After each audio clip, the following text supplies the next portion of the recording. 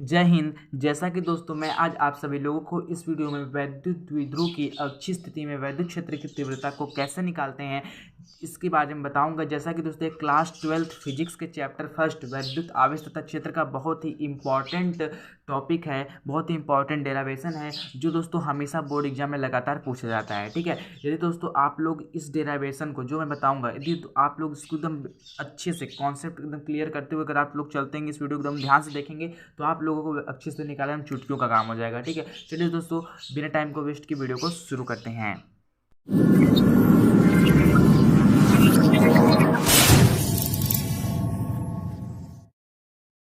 दोस्तों वैद्युत द्विध्रुव की अच्छी स्थिति में किसी बिंदु पर वैद्युत क्षेत्र की तीव्रता को कैसे निकालते हैं। तो दोस्तों देखिए, वैद्युत क्षेत्र की जो तीव्रता होती है वैद्युत द्विध्रुव के कारण वैद्युत क्षेत्र की तीव्रता को दो पार्ट में निकालते हैं। तो दोस्तों पहला पार्ट हमारा क्या होता है, अक्षीय स्थिति होता है। क्या होता है, अक्षीय स्थिति।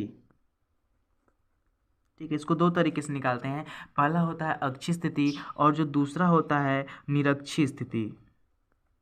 निरक्षीय स्थिति। ठीक है, तो दोस्तों देखिए इस वाले वीडियो में दोस्तों आप लोगों को अक्षीय स्थिति के बारे में बताऊंगा। इसका जो अगला वीडियो आएगा उसमें दोस्तों आप लोग को निरक्षीय स्थिति के बारे में बता दूंगा। दोनों दोस्तों एकदम इंपॉर्टेंट है। ठीक है, आईएमपी क्वेश्चन है, हमेशा बोर्ड एग्जाम में लगातार पूछते हैं, डेरिवेशन बहुत ही महत्वपूर्ण है। ठीक है, चलिए दोस्तों मैं आप लोगों को अक्षीय स्थिति के बारे में एकदम अच्छे तरीके से बताता हूँ। तो दोस्तों देखिए, सबसे पहले मैं आप लोगों को अक्षीय स्थिति बताने से पहले मैं आप लोगों को इसका डायग्राम एकदम अच्छे तरीके से बता दूंगा। ठीक है, क्योंकि दोस्तों फिजिक्स का यदि आप कोई भी डेरिवेशन सॉल्व कर रहे हैं तो आपको अगर उसका फिगर एकदम अच्छे तरीके से तैयार है। ठीक है, फिगर कैसे पता है, फिगर कैसे कैसे बनेगा, फिगर में क्या कैसे कैसे हुआ है, तो आप उसका थ्योरी एकदम अच्छे तरीके से लिख देंगे, जहाँ पे थ्योरी पे आपको 2 नंबर या 3 नंबर मिल जाएंगे। ठीक है, उसके बाद आप उसका डेरिवेशन एकदम अच्छे तरीके से कर सकते हैं यदि आपको उसका फिगर एकदम अच्छे तरीके से तैयार है तो। ठीक है, तो दोस्तों देखिए अच्छी स्थिति का आप सबसे पहले आप लोगों को डायग्राम बना के एकदम अच्छे तरीके से बताता हूँ।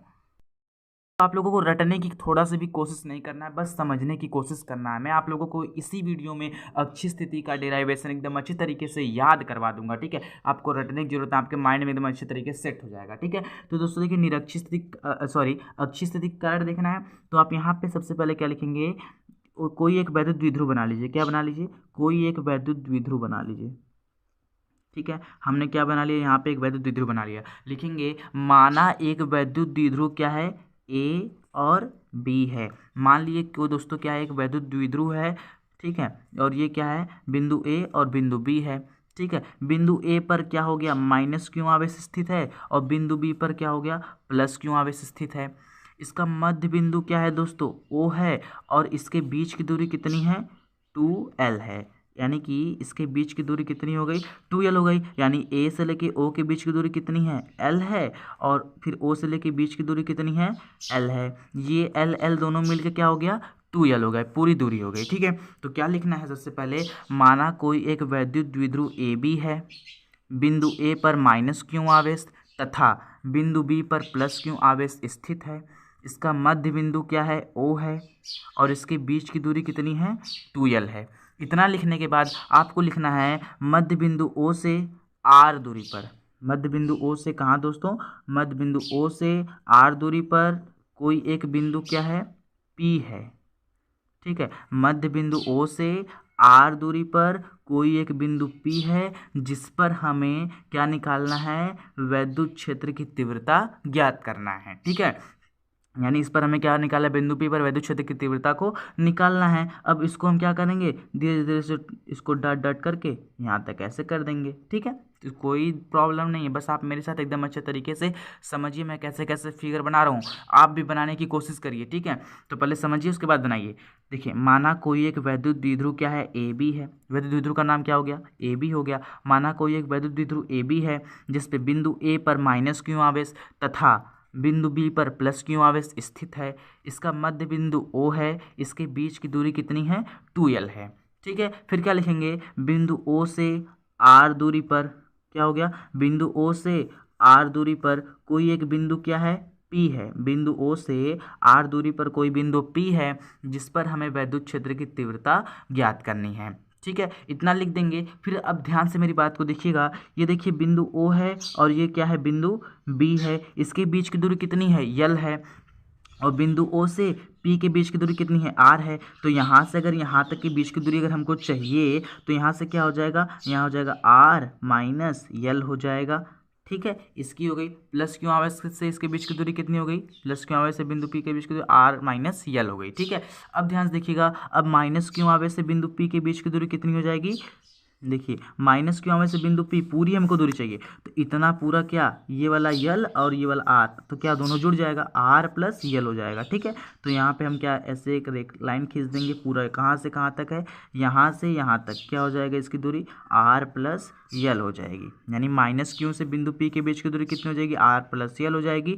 और यहाँ से प्लस क्यू से बिंदु पी की बीच की दूरी कितनी हो जाएगी, आर माइनस यल हो जाएगी। एक बार फिर से मेरे साथ समझने का प्रयास करिए, फिर से मेरे साथ बोलिए। आप क्या बोलेंगे, आप माना कोई एक वैद्युत द्विध्रुव ए बी है, लिखना होगा आपको यहाँ पे। ठीक है, मैं लिखूंगा नहीं, आप लोग अपने से लिखिएगा। ठीक है, मैं बता दे रहा हूँ कैसे कैसे, नहीं तो वीडियो बहुत ज़्यादा लंबा बन जाएगा। ठीक है, माना कोई एक वैद्युत द्विध्रुव ए बी है जिस पे बिंदु ए पर माइनस क्यू आवेश तथा बिंदु बी पर प्लस क्यू आवेश स्थित है। इसका मध्य बिंदु ओ है।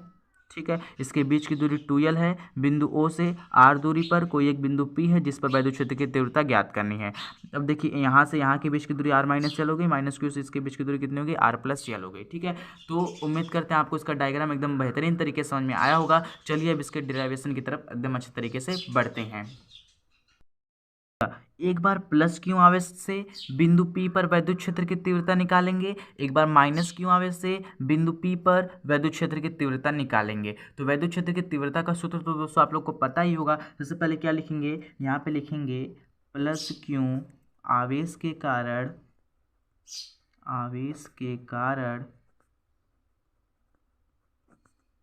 कारण बिंदु P पर वैद्युत क्षेत्र की तीव्रता।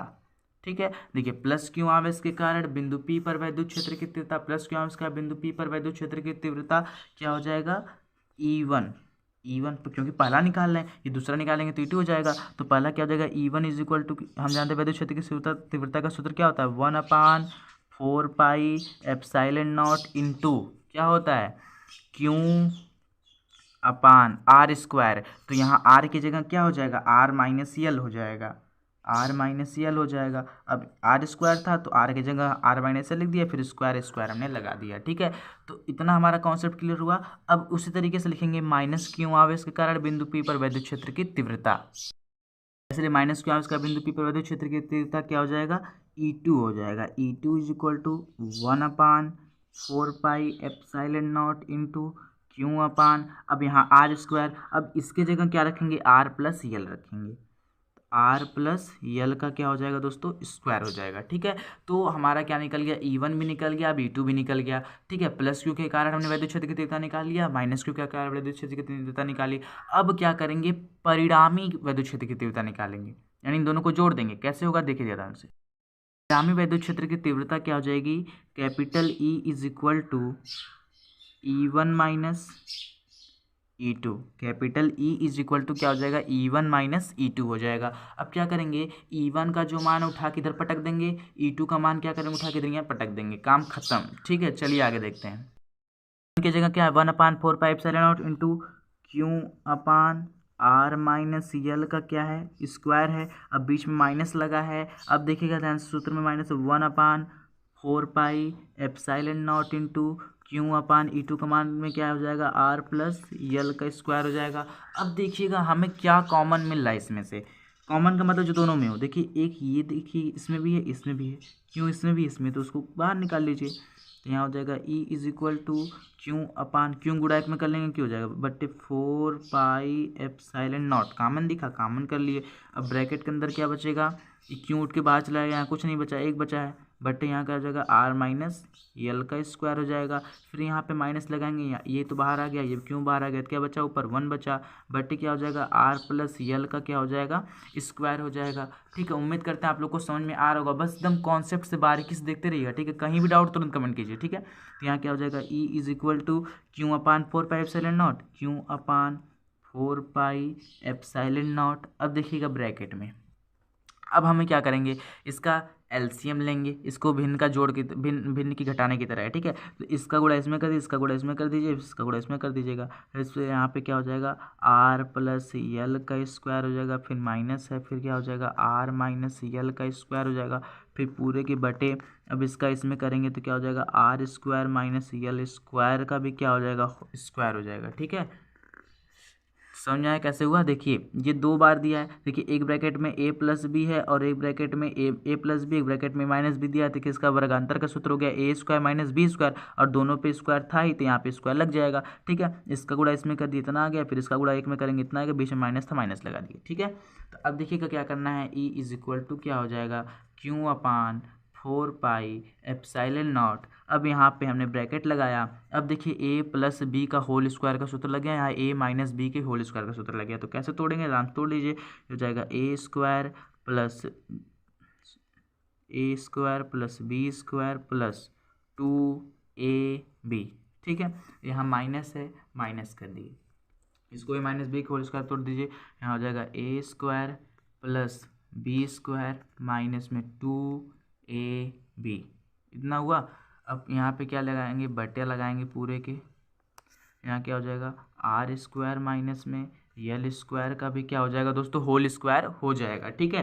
तो उम्मीद करते हैं आपको समझ में आ रहा होगा। अब देखिएगा यहाँ पे ई इज इक्वल टू क्या हो जाएगा, Q upon 4 pi epsilon not. अब यहाँ ब्रैकेट में क्या बचा है, उतारते चले जाइए, आर स्क्वायर प्लस में यल स्क्वायर प्लस में 2RL।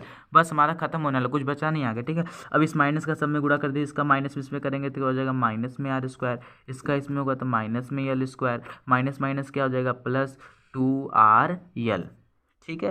पूरे के बटे कर देंगे, बटे करने के बाद क्या आएगा हमारा, आर स्क्वायर माइनस में यल स्क्वायर का क्या हो जाएगा, होल स्क्वायर हो जाएगा। अब हम देख रहे हैं ध्यान से कि ये जो हमारा है क्या है, जो ये आर स्क्वायर है इस वाले आर स्क्वायर से कट जाएगा, ये प्लस में ये माइनस में कट गया, ये वाला प्लस में यल स्क्वायर माइनस में यल स्क्वायर से कट जाएगा, ठीक है। तो क्या बच रहा है, बच रहा है हमारा E is equal to q upon 4 pi epsilon naught into, यहाँ ब्रैकेट लगा देंगे, 2RL कितना हो जाएगा, 4RL हो जाएगा, बटे क्या बचा, आर स्क्वायर माइनस में यल स्क्वायर का क्या हो जाएगा, होल स्क्वायर हो जाएगा।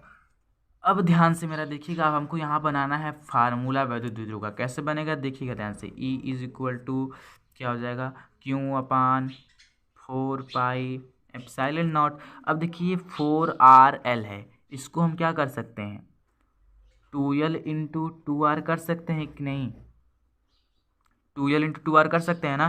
तो 2 दूनी 4 हो जाएगा और RL बच जाएगा हमारा, हो जाएगा ना। देखिए ध्यान से 2L इंटू 2R करेंगे, 2 दूनी 4RL हो जाएगा ना। तो बस वही चीज़ हमने यहाँ पे इसको तोड़ दिया, कुछ नहीं किया, ठीक है। यहाँ बटे का साइन लगाएंगे। अब देखिएगा यहाँ पे जो ये r square minus l square है, यहाँ पे लिखेंगे आर जो है इज ग्रेटर देन, क्या है, आर जो है बड़ा है किससे, यल से। आर जो है किससे बड़ा है, एल से बड़ा है। यहाँ पे लिखेंगे आर जो है यल से बड़ा है, इसलिए यहाँ पे क्या हो जाएगा, एल का मान तो हट जाएगा, ठीक है, क्योंकि यहाँ क्या हो जाएगा, जीरो हो जाएगा, नगण्य हो जाएगा। जब बहुत बड़ा क्या है, यहाँ एल का मान जीरो हो जाएगा, नगण्य हो जाएगा। तो जीरो का स्क्वायर करके अगर इसमें घटाओगे तो क्या बचेगा, आर स्क्वायर, और इसके ऊपर स्क्वायर तो है ही, हमने यहाँ पे लगा दिया। अब देखिए ध्यान से, E is equal to q को हम यहाँ पे लेके चले जाते हैं, इसको हम 1 कर देते हैं, 1 upon 4 pi epsilon naught into. अब देखिए क्यू इंटू 2L का फार्मूला क्या होता है, क्यू इंटू 2L का फार्मूला होता है पी, जहाँ कि हम लोग को पता है पी बराबर क्या होता है, क्यू इंटू 2L। तो हम यहाँ पे क्या लिख देंगे, पी लिख देंगे, इंटू यहाँ क्या बच रहा है, 2 बच रहा है, आर बच रहा है। अब यहाँ क्या हो जाएगा, बटे। अब दो का गुणा 2 में करो, 2 दूनी कितना हो जाएगा, 4। तो आर की पावर कितना हो जाएगा, 4 हो जाएगा। अब देखिए इसके ऊपर 4 घात है, इसके ऊपर 1 घात है, एक आर से 1 आर खत्म हो जाएगा। तो यहाँ क्या बच जाएगा, E is equal to 1 upon 4 pi epsilon naught into. अब इस 2 को क्या कर देंगे, आगे कर देंगे, 2 हो जाएगा, और यहाँ क्या हो जाएगा, पी। ये आर से तो बेचारा आर खत्म हो गया, उसकी कहानी खत्म हो गई। बटे जब एक आर से हमने एक आर को काटा तो यहाँ 4 था, एक काट दिया तो कितना बचेगा, 3 बचेगा ना। तो यहाँ क्या हो जाएगा, आर की पावर 3। तो E is equal to 1 upon 4 pi epsilon naught into p upon r cube. तो यही दोस्तों हमारा क्या हो जाएगा, फार्मूला प्रूफ हो जाएगा, ठीक है। तो यही हमारा क्या हो जाएगा, वैद्युत द्विध्रुव के कारण अक्षीय स्थिति में वैद्युत क्षेत्र की तीव्रता निकल जाएगी। ठीक है, उम्मीद करते हैं आप लोगों को एकदम अच्छे तरीके से समझ में आया होगा। जिसे दोस्तों आप लोग कहीं भी कोई भी डाउट हो तो आप तुरंत कमेंट कीजिए, मैं आप लोग को बताने का प्रयास करूँगा। ठीक है, जय हिंद।